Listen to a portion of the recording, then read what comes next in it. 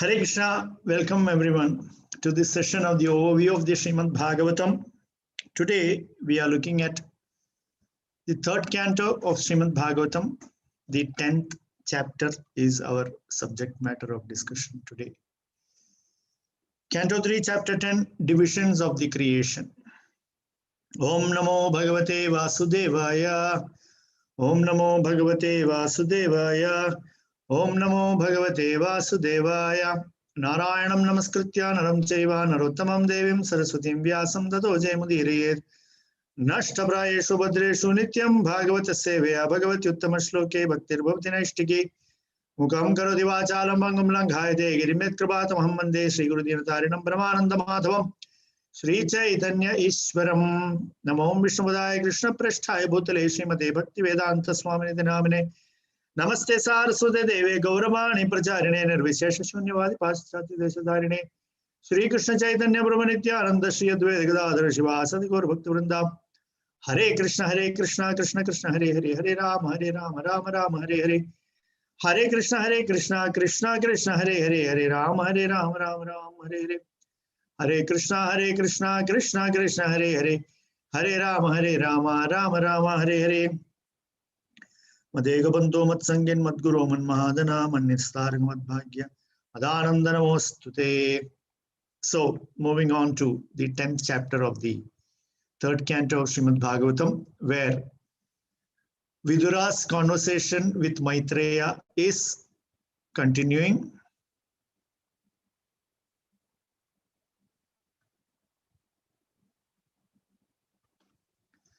This is also another short chapter with just 30 shlokas. And this gives a lot of details about the Sarga and Visarga, the Lord's primary creation and then Brahma's creation. So, Vidura is asking Maitreya as to how Brahma created from his own body and mind. And then Maitreya explains how Brahma creates the 14 worlds. First Brahma meditates on the Lord for 100 years, then enters the wall of the lotus and then divides it, etc., etc. And then Maitreya speaks about the characteristics of time and then speaks about 10 divisions of creation.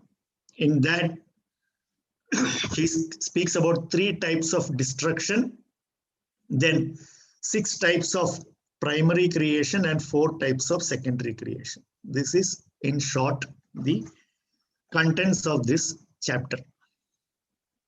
So, Vidura is inquiring from Maitreya as to how Lord Brahma, the grandfather of all planetary inhabitants, Loka Pitamaha, create the bodies of living entities from his own body and mind.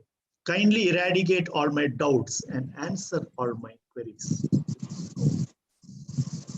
Vidura is opening the discussion. So, Maitreya gets very involved, and because he is very encouraged by these questions by Vidura, he starts answering. That is how the description goes. So, whenever the person who has a lot of knowledge, when he is questioned by the hearer who is very interested in knowledge, then you will have this kind of, discussions that are taking place. Evam sanjotitastena kshetra kaushara virmunihi prita pratyahatan prashnan hridistan ata bhargava. O son of Bhrigu, the great sage Maitreya Muni, thus hearing from Vidura, felt very much enlivened. Everything was in his heart, and thus he began to reply to the questions one after the other. So here, actually what is happening is that this is spoken now by Sutta Maharshi to Bhargava, the son of Bhrigu. So what does that mean? That means there is some break, between that Shukadeva Goswami Parikshit conversation is There is a small break wherein now this Suta Maharshi and Shaunaka Rishi's conversation has interspersed into this conversation. That is just for information's sake only, I'm saying, because Prabhupada says that in the purport to this verse. So, Maitreya explains that how Brahma meditated on the Lord for 100 celestial years as advised by the Lord. And applied himself in devotional service to the Lord. So, Brahma, he has now understood that whatever is the instruction, the application is through devotional service. The instruction is to be applied through the via medium of devotional service. So, with full attention, Brahma once again is engaging in tapasya for 100 celestial years.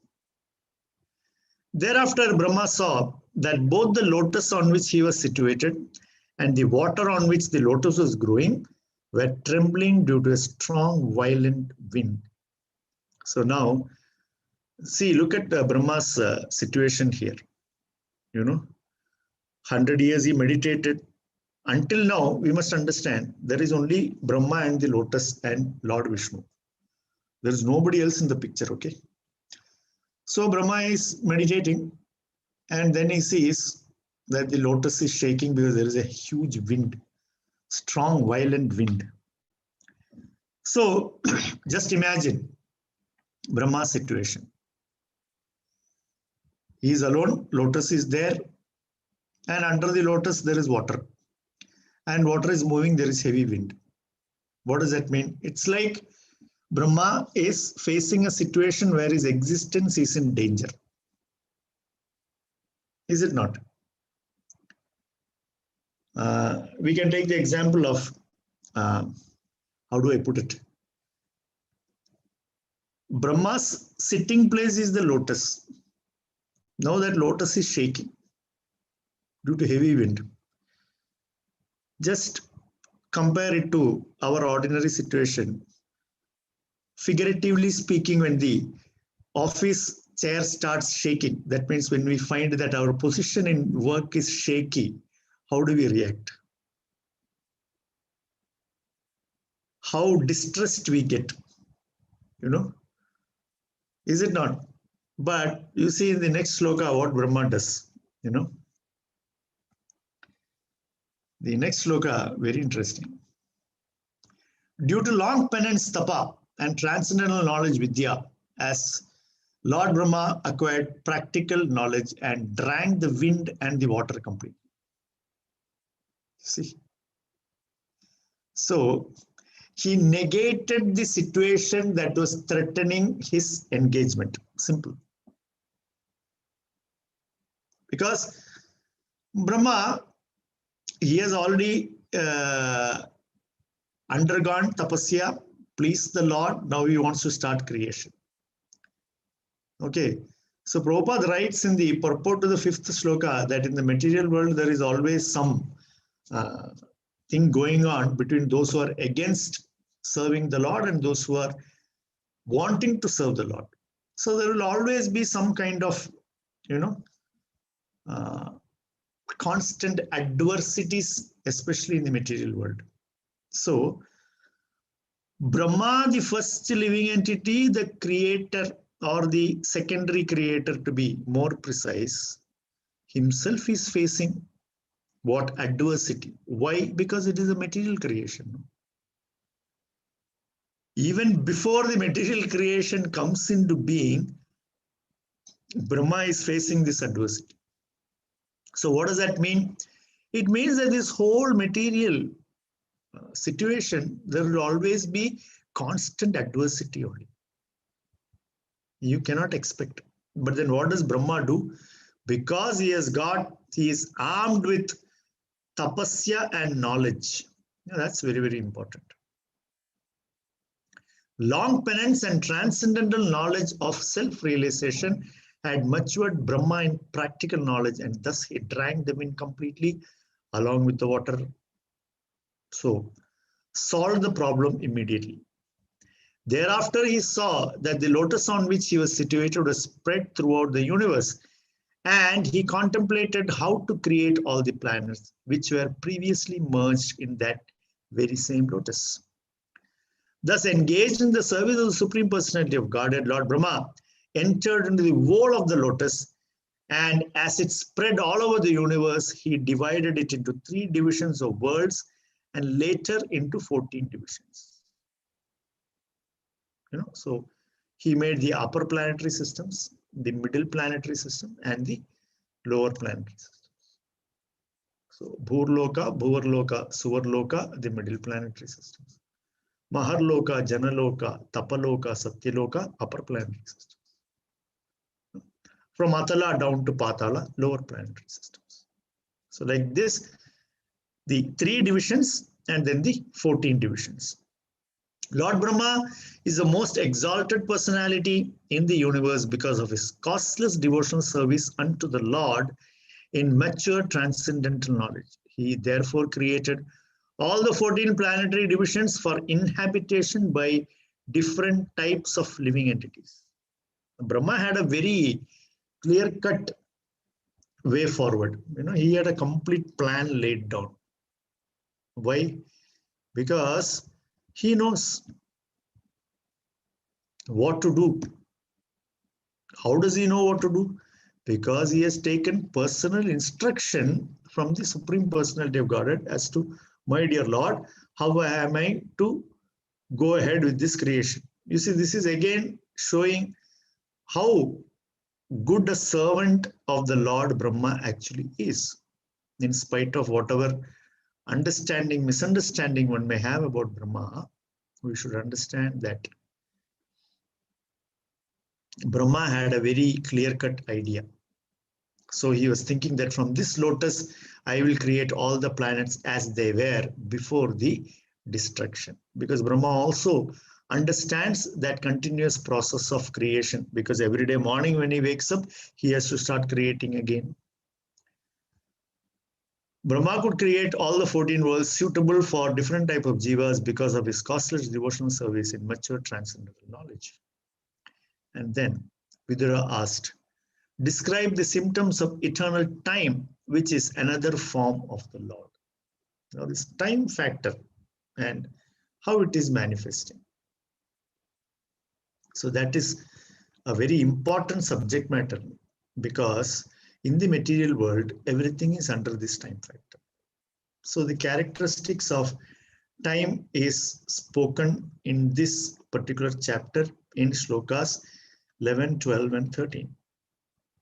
So what does 11 say? Maitreya Vacha Gunavyatikara Akaro Nirvishesho Pratistitaha Purushastat Upadanam Atmanam Leelaya Srijat. Maitreya said eternal time is the primeval source of the interactions of 3 modes of material nature. It is unchangeable and limitless, and it works as the instrument of the Supreme Personality of Godhead for his pastimes in the material creation.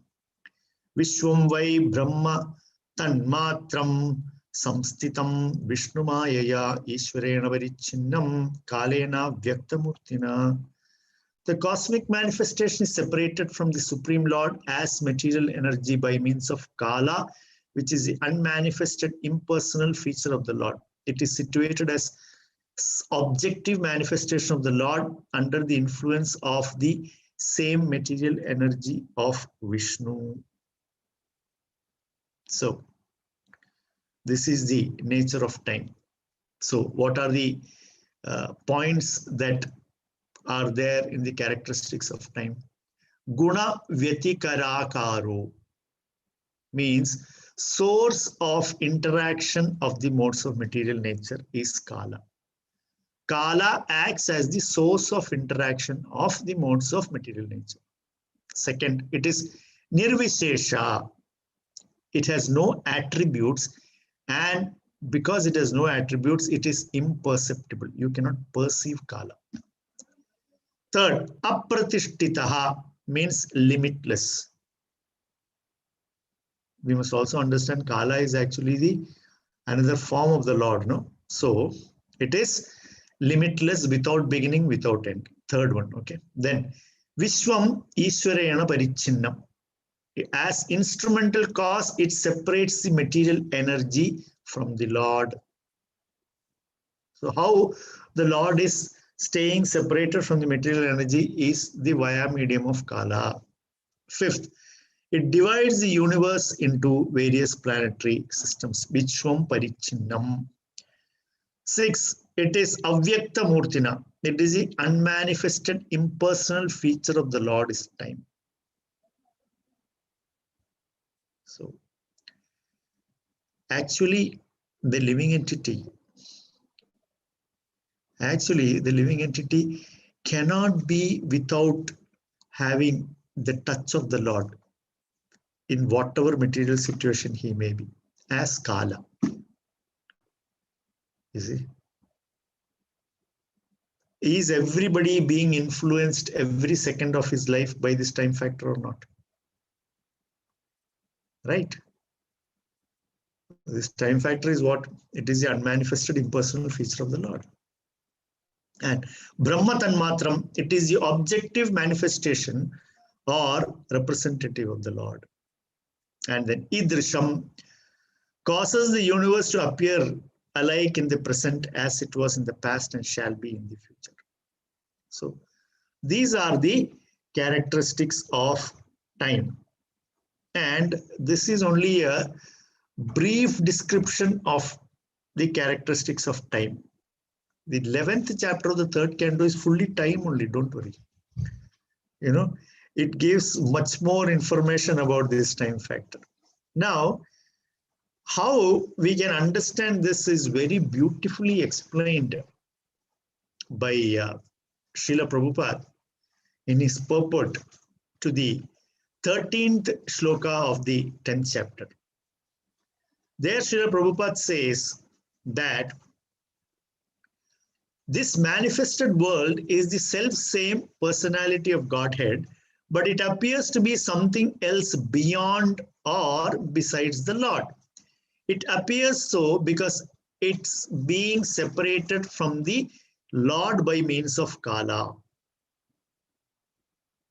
Okay, that is, we read or we were saying that the Supreme Lord is separated from the material energy by via medium of Kala. We said that, no? So Prabhupada says how it is. Idam hi Vishwam Bhagavan Ivetaraha. This manifested world is the self-same personality of God, but it appears to be something else. Prabhupada says it's just like, it is something like the tape-recorded voice of a person who is now separated from the recording. Who else but Srila Prabhupada can give an example like this to make us understand?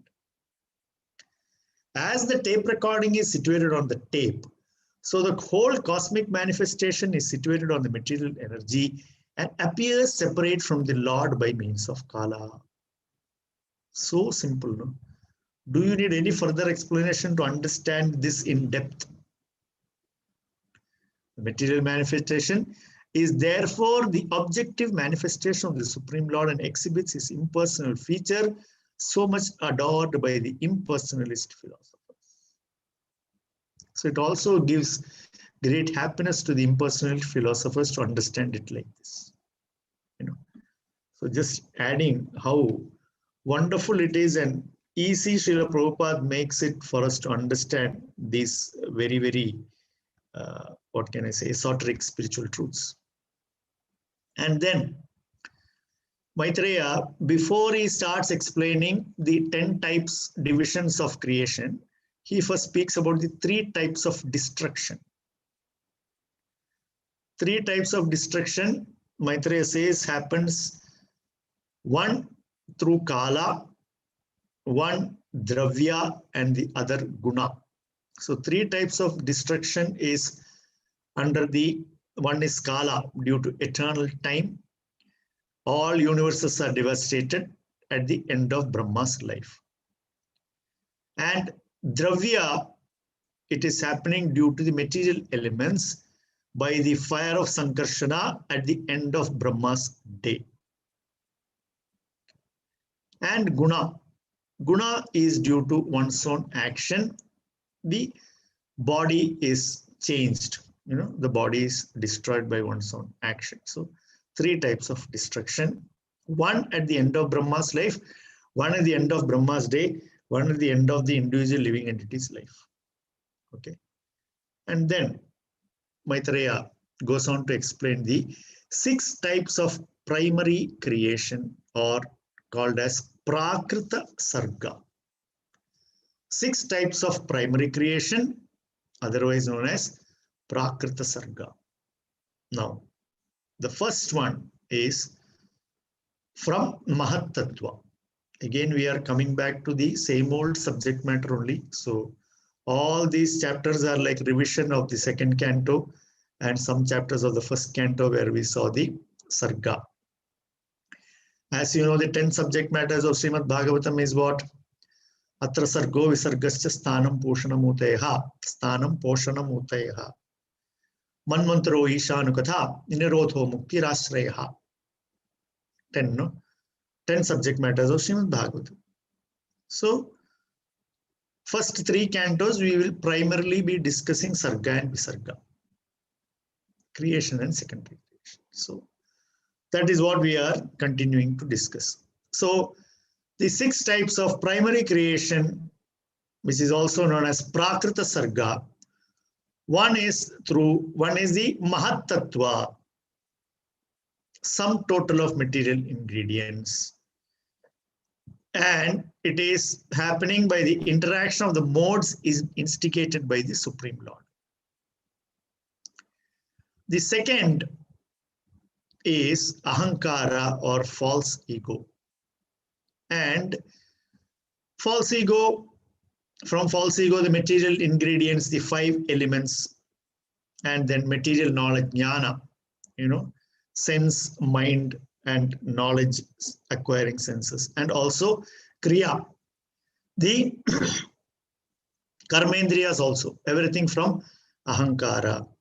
Then there is tanmatra, the sense objects, 3rd type of Prakrita Sarga. Through tanmatra, sense objects, generates the 5 gross elements. And then the 4th type of Prakrita Sarga, primary creation, is through indriya, and from that the 5 knowledge acquiring senses and the 5 active senses. So this is all. Ahankara is also one reason, indriya is another reason, and then the 5th type of Prakrita Sarga are devatas, demigods, and the mind. And it is all happening through the interaction of sattva guna. And then the 6th type of creation is through tama, ignorance, produced by avidya shakti, makes the living entity act like a fool. So this is the 6 types of Prakrita Sarga, which is explained in shlokas 15, 16, and 17. That is of the 9 creation. First one is Mahat Tattva, wherein the modes interact due to the presence of the Supreme Lord. In the second, false ego is generated, in which material ingredients and material activities arise, like that. So the 6 types of Prakrita Sarga. All the above are natural creations by the external energy of the Lord. Then Maitreya says, now hear from me about the creations by Brahma, who is an incarnation of the mode of passion and who, in the matter of creation, has a brain like that of the personality of Godhead. Maitreya says, the matter of creation, Brahma has a brain like that of the personality of Godhead. So Brahma, again, coming back to saying that he is not a, our everyday living entity kind of personality. Of course, he is also a living entity, but then it would be very, very wrong to think that he is a living entity like us. So 4 types of Visarga or Vaikrita, but one is Prakrita Sarga, one is Vaikrita Sarga or Visarga. So first is the immovable jivas. And the second are the lower species. Third, the human beings. And fourth, devatas. So this is how Brahma's creation. That means all these are created out of Brahma's brain. And how does he know? Of course, the Supreme Lord has given him the idea. So the immovable jivas, what are the characteristics of the immovable jivas created by Brahma? In the immovable jivas, the consciousness is not so evident. Consciousness is not so evident. And they're using their nourishment, they move upwards. Talking about immovable jivas, which means plants and trees, remember. Although consciousness does not seem evident, they do feel pain when they are cut. This is all told in Bhagavatam. Maitreya Muni is speaking to Vidura. He says that they feel pain when they are cut, and there are unlimited varieties, or variegatedness among the immovable jivas is unlimited. Okay. And in that, Maitreya says there are 6 types of these immovable jivas. One is as vanaspatayaha, that is those type of plants or trees that have fruit but no flower.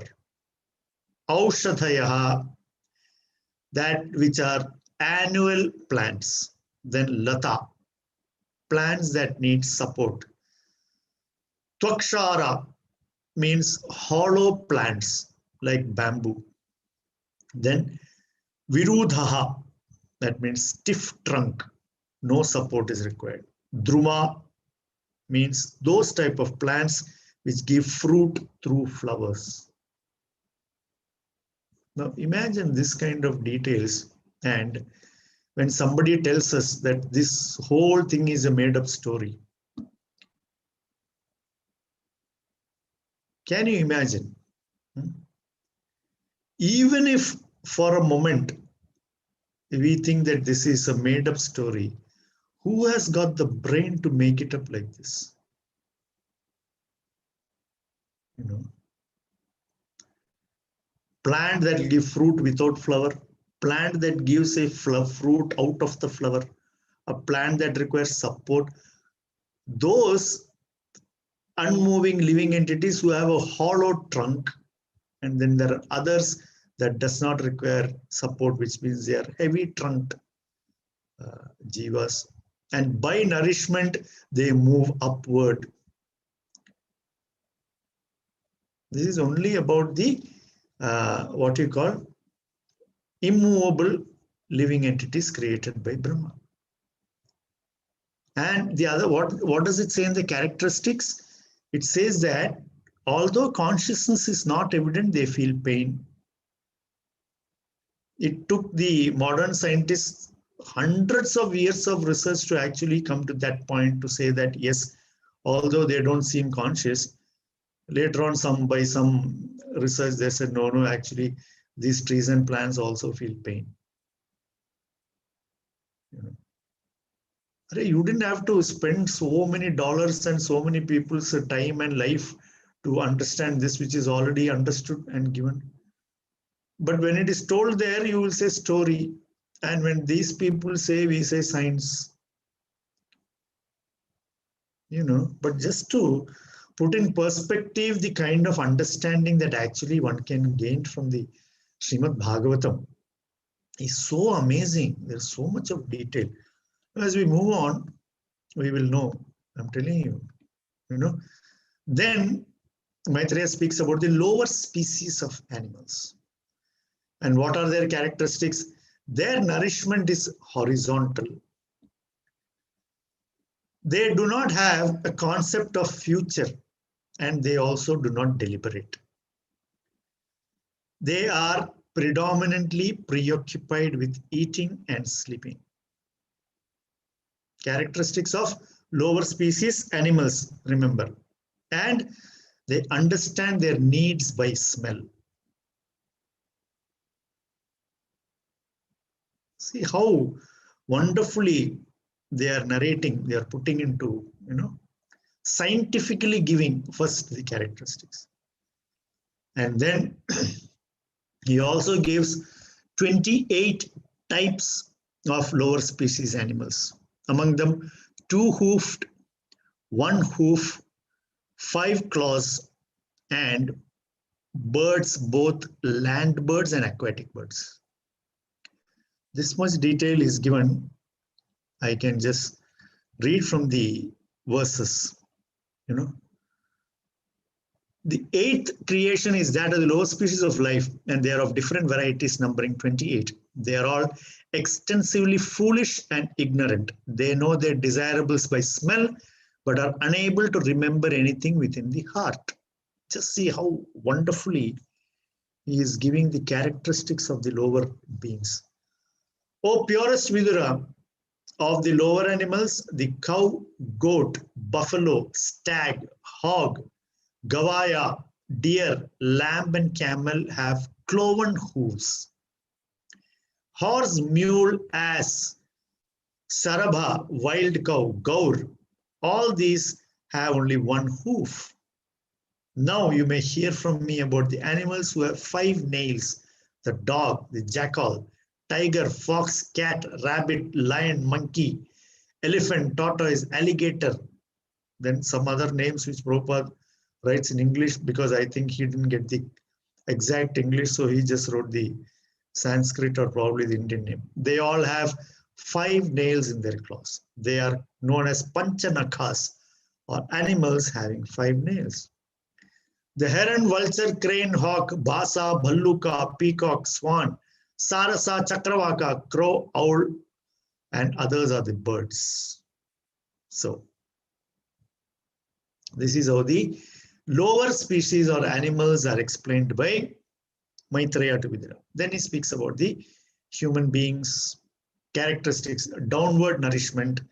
They are passionate. Downward nourishment means what? They take food, it goes down the stomach, and from there nourishment comes. Human beings are types of living entities who will store in their belly, and out of the belly they give nourishment to the body. That type of bodies they have. They're passionate, they're dedicated to work. They think that they are happy even when in distress. How wonderfully Maitreya has spoken. Exactly, even after thousands of years, we still find it is the same thing. In human race, mode of passion is very prominent. They're always busy in the midst of miserable life, but they think themselves happy in all respects. And then he says, there are, and these human beings are only one type, and then demigods. 8 types of demigods are given. Vibhutas, who are demigods, Pitrus, who are forefathers, then Asuras, then Gandharvas and Apsaras, Yakshas and Rakshasas, Siddhas, Charanas and Vidyadharas, Bhutas, Pretas and Pishachas, then Kinnara, Kimpurusha and others. So these are the 8 types of demigods. So you can also see that Yaksha, Rakshasa are also a type of demigod. Asuras are another type of demigods. That means these are all actually, they are not on the same level as human beings. You must understand that. And Prakrita means Sarga, Vaikrita means Visarga, and then the creation of demigods is of 8 varieties, and all are created by Brahma, the creator of the universe. So all these types of personalities are created by Brahma, and they have different, as explained in the 2nd canto of Srimad Bhagavatam, the Siddhas are the inhabitants of Siddhaloka, where residents travel in space without vehicles. At their mere will, they can pass from one planet to another without difficulty. Therefore, in the upper planets, the inhabitants are far superior to the inhabitants of this planet in all matters of art, culture, and science, since they possess brains superior to those of human beings. The spirits and jinn mentioned in this connection are also counted among the demigods, because they are able to perform uncommon functions not possible for men. So before you ask the question, it is there in the purport why they are included in the demigod category is because they can perform uncommon acts that are not possible for human beings. And it is also to be noted that the creation of the sense devatas, that is from Ahankara and Sattva-guna, is under Prakrita. So some devatas are actually in Sarga, and other devatas created by Brahma are in Visarga. So even among devatas, you should know that there is, some devatas were directly created by the Supreme Lord and some others were created by Brahma. So there is differentiation in that as well, although both are under the category of devatas. It's also mentioned that the creation of the Chatushanas, the four Kumaras, is mixed, both Sarga and Visarga, because they were generated by Brahma, but by his meditation on the Lord. Four Kumaras were created by Brahma when he meditated on the Lord. That means Lord also is cause of their creation as well as Brahma. And then Maitreya says, I shall describe the Manvantaras and the descendants of the Manus. The creator Brahma, as the incarnation of the passion mode of the Lord, creates the universal affairs with unfailing desires, amokha sankalpa, by the force of the Lord's energy. So actually, everything is happening by the force of the Lord's energy, and Brahma, by simply following the orders of the Lord, he is creating this multifaceted, totally variegated creation as ordered by the Lord, where Srila Prabhupada mentions that the cosmic manifestation is an expansion of one of the many energies of the Supreme Personality of Godhead. The creator and the created are both emanations of the same supreme truth, as stated in the beginning of the Bhagavatam, Janmadhyasya Yatha. Thus ends the Bhaktivedanta purports of the third canto, 10th chapter of Srimad Bhagavatam, entitled Divisions of Creation. So 30 slokas, very short, divisions of creation, 3 types of destruction, 10 types of creation, 6 types of Prakrita, 4 types of Vaikrita, and how it is all done by Brahma on the order of the Supreme Personality of Godhead. So 3 types of creation, destruction, one by Kala, Dravya and Guna. 6 types of primary creation, Prakrita through Mahatattva, Ahankara, Tanmatra, Indriya, Deva and Tama. And Brahma's 4 types of creation, immovable jivas, lower species of jivas, then humans and devatas. So in short, this is the 10th chapter of the 3rd canto of Srimad Bhagavatam. Srila Prabhupada ki jai. Srimad Bhagavatam Granth